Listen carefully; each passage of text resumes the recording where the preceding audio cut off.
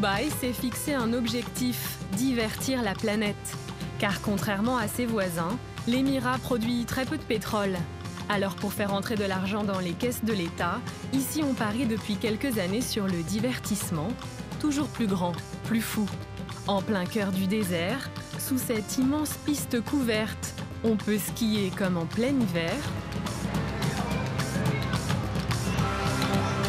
Plus loin, on dévale des montagnes russes,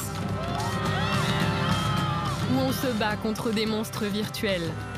J'essaye de tous les tuer, mais ils sont trop nombreux. OVNI au cœur du Moyen-Orient, Dubaï s'impose comme la nouvelle capitale mondiale du divertissement.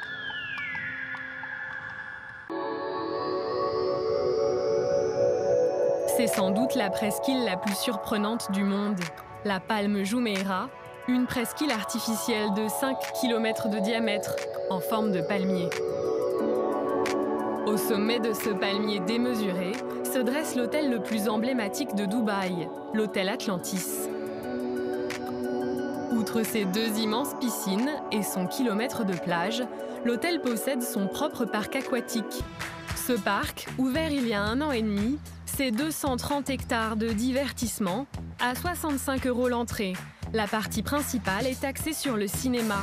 C'est trop beau, j'adore.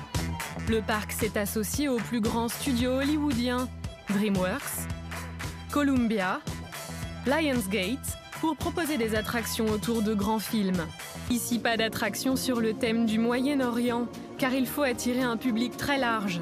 Les expatriés, qui représentent 85% de la population de Dubaï, et les touristes du monde entier. Alors on mise sur des références qui parlent à tout le monde, Ghostbusters, Shrek, ou encore au milieu de leur maison champignon, les Schtroumpfs. Les 2 autres parties du parc, le monde de Bollywood, le temple du cinéma indien, et le monde des Lego, avec un Dubaï reconstitué en miniature jusque dans les moindres détails. À quelques kilomètres, voilà son principal concurrent, autoproclamé le plus grand parc d'attractions couvert du monde.